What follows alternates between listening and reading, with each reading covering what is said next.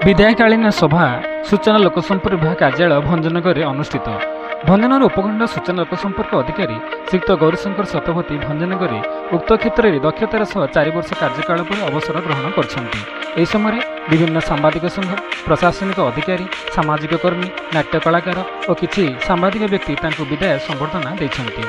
सेहीपरि भाव में आज भंजनगर स्थित सूचना लोकसंपर्क विभाग कार्यालय बा पाठागार में नीलकंठेश्वर नाट्य संस्कृत कंटाडो एवं शासक प्रशासक डुमाणी खबर कागज, डुमाणी टीवी, खबर टुडे इंडिया न्यूज और खबर टुडे भंजनगर गंजाम जिला प्रतिनिधि द्वारा भंजनगर सूचना लोकसंपर्क विभाग अधिकारी श्रीयुक्त गौरीशंकर शतपथी को विदायकालीन संबर्धना प्रदान कर सेहीपरि भाव में गंजाम जिला सूचना और लोकसंपर्क तथा भारप्राप्त संस्कृति अधिकारी श्री रविनारायण बेहेरा अवसर ग्रहण करछंती।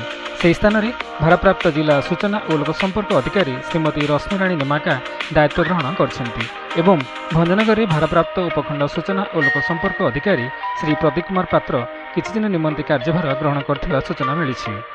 समस्त जनसाधारण अवगति निमंते सूचनाटी प्रदान करुअछु जे उक्त विभाग में थिबा व्यक्तियों द्वारा समस्त जनहितकारी योजना सरकारी कार्यक्रम सांबादिक मान द्वारा साहाय्य लोकलोचन को आसी थाए।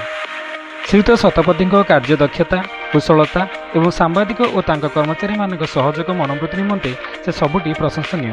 से उपखंड सूचना लोकसंपर्क विभाग अधिकारी भाव कार्यभार ग्रहण करने दिन 4 वर्ष हेब समस्त गणमाध्यम प्रतिनिधि मानक उपखंड स्तरीय प्रशासन सबु खबर देवा सहित जनहितकर योजनागुड़िक किभली भाव में जनसाधारण अवगत हेबे से गणमाध्यम उपयोगी कार्यकुशलता समस्त विभाग सहित सुसंपर्क स्थापन कर सरकारी उत्सव गुड़िकर सफलता दिगरे निजर प्रचेषा जारी रखिथिले।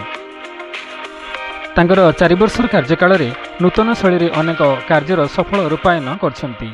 एही महान व्यक्ति समस्त बेसी मन पड़े महान स्वाधीनता दिवस और गणतंत्र दिवस रे यथा 15 अगस्त और जनवरी 26 तारिख दिन। कारण यह समय उक्त उत्सवर प्रस्तुति बैठक ठारू विभिन्न स्कूल, कॉलेज, शिक्षक शिक्षयित्री, प्रशासनिक अधिकारी, सामाजिक कर्मी मान सहित संपर्क स्थापन कर कार्यक्रम शेष जाए सारंक निद हजि जाए। सबुठार गुरुत्वपूर्ण कथा है जे आम लोकसंपर्क अधिकारी गौरी सार प्रशासन सब विभाग कार्यक्रम को उक्त विभाग प्रशासनिक अधिकारी विधिवत निमंत्रण चिठा सहित समस्त गणमाध्यम प्रतिनिधि मानक अवगत कराई।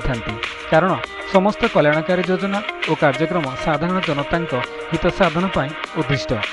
अनेक कथा है 1 वर्ष पूर्व होता साधारण निर्वाचन 2024 संपूर्ण भोट गणति फलाफल निर्वाचन गणति कार्यालय सांबादिक मान प्रेरण करने यह द्वारा गणतिर प्रति पर्यायर टेक्निक खबर समस्त जनसाधारण मोबाइल माध्यम अवगत हो पारुथिले। शेष प्रभु जगतरनाथ श्री जगन्नाथ महाप्रभु पाखे एतिकी प्रार्थना जे श्रीमान शतपथी अवसरकालीन लंबा सन समाजर महान कार्यक्रम और लोकों पाखे शेष हो कहीं निज सरकारी कार्यकाल भितर दीन दरिद्र अवहेलित सरकारी योजनार वंचित साधारण जनता दुख को से सीधा सीधा लाघव कर हृदयंगम कर।